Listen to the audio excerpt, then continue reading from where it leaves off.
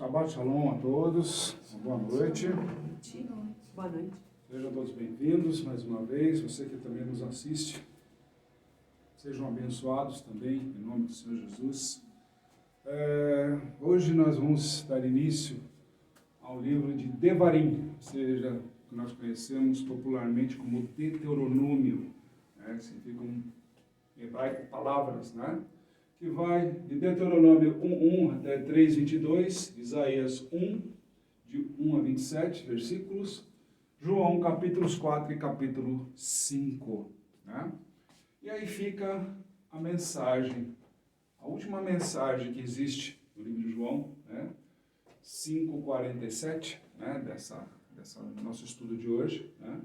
Nossa colocação de hoje, nosso Shabbat de hoje. Se não creem no que Moshe escreveu, como poderão crer no que digo? Uma grande mensagem que vem justamente a falar sobre tudo isso que nós estamos colocando aqui. Ou seja, no dia de hoje, dando uma situação bem diferente do que significa a palavra Deuteronômio, onde justamente colocam na tradução que significa a segunda lei. Na verdade, não seria uma segunda lei, seria rememorar tudo aquilo que aconteceu nos 4 primeiros livros. Seria Gênesis, Êxodo, Levítico e Números, ok? Que nós já vimos até agora. Então, a partir de agora começa uma narrativa onde Moisés tem essa iniciativa de fazer com que todas as leis sejam reforçadas.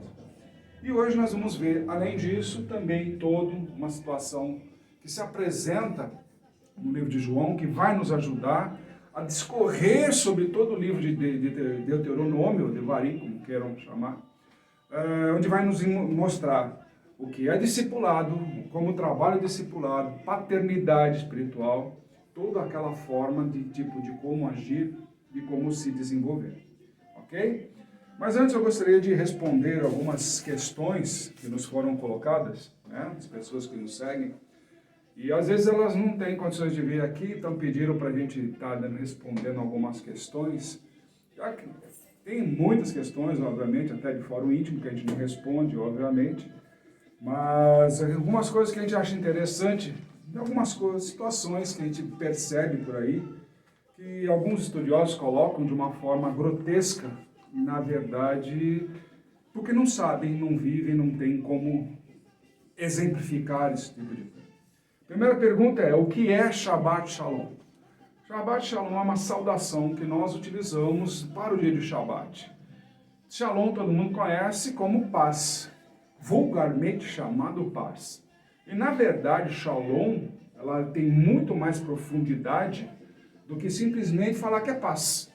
Paz pode ser qualquer coisa, mas essa paz que nós estamos dizendo no Shalom é a plenitude de paz de Deus sobre a vida da pessoa. Então, quando a gente saúda uma pessoa com o Shalom, nós não estamos desejando simplesmente que a paz seja contigo, não. Que a plenitude de vida, de paz de Deus esteja sobre a vida daquela pessoa. Ela é muito mais envolvente e muito mais profunda. E o Shabat nada mais é que o dia de descanso do Senhor. Shabat significa descanso.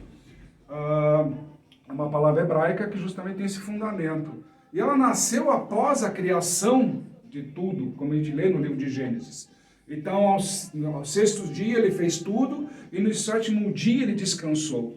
Deus conta dias assim, dia 1, dia 2, dia 3, dia 4, dia 5, dia 6 e dia 7.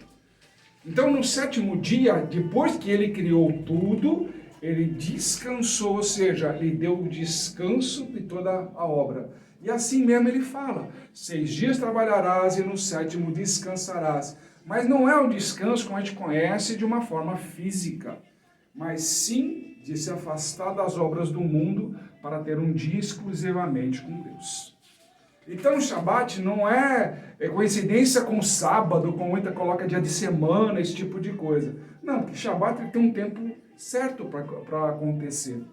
E assim já embalo também na segunda pergunta, porque na sexta e não no sábado, né? Porque justamente estou colocando os dias da semana. Porque toda a contagem do calendário hebraico, bíblico, né, inclusive, é lunar. Então o calendário lunar, ele começa ao pôr do sol. Então, a partir do pôr do sol, por isso que nós realizamos na sexta-feira, né, do calendário gregoriano, né, nós colocamos dessa forma. Então, a partir do momento que aparecem as primeiras estrelas, já é considerado um novo dia bíblico. Então, por isso que nós fazemos nesse horário da sexta-feira, no pôr do sol, para que as próximas horas, até o próximo pôr do sol, no sábado, este é conhecido como Shabat, o dia de descanso do Senhor, onde nós aproveitamos para a interação com os ministros, público, obreiros e tudo mais, nesse sentido de dar ensinamento, de mostrar como é que se faz as coisas, visitar alguns hospitais, visitar presídios, fazer a obra de Deus, e nesse inteirinho nós estamos explicando como funciona e como Deus age, como Deus pensa, evoluindo gradativamente nesse sentido. Então, simplesmente Shabat não é como as pessoas colocam de uma forma grotesca, né?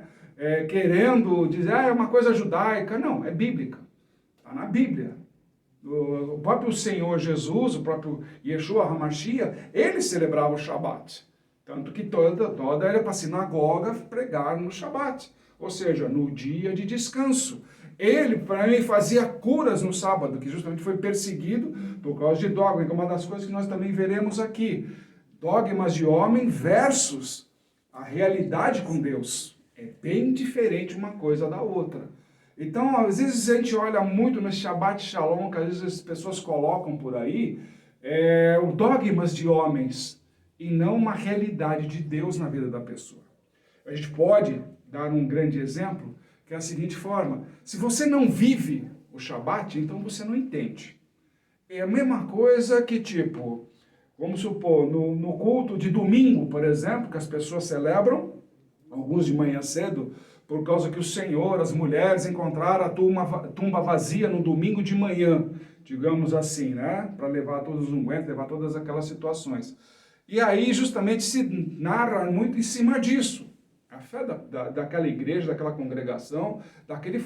Outros querem no domingo, no final do dia, que é mais conveniente, né? Outros não, vão fazer no sábado, vão fazer cultos diversos, uma série de outras coisas mais. Mas tem que determinar qual é o prazo. Só que nós temos uma grande diferença com relação a isso. O Shabat para nós, o dia de descanso, é o dia de interação com Deus. Então são horas, não apenas 2 horinhas ou 1h30 lá, que você tem 1 hora de louvor, né, e depois 40 minutos de pregação. Não, nossa preocupação é o ensinamento da lei de Deus para a vida de cada um de vocês. E justamente é o primeiro dia da semana que ele abençoa para nós, ok? E o que acontece com isso? É o primeiro dia de bênção de todos os outros dias que nós temos que percorrer. Porque durante 6 dias ele criou e descansou nesse 7º dia. E ele falou, a partir daí é com vocês. Então, a partir da criação, nossa obrigação é fazer com que tornemos o mundo receptivo a tudo que é de Deus. Então eu preciso desses horários todos, dessa forma toda de ensinamento, para que os outros 6 dias da semana sejam de pura bênção. Então fica difícil concordar que 2 horas por obrigação, simplesmente você vá lá e não abençoe os outros seus 6 dias. Porque muita gente faz o complemento de dias numa forma simples, tipo, fui lá e cumpri minha obrigação da semana. Não, aqui nós fazemos diferente. As horas são importantes no conhecimento de Deus. Ok?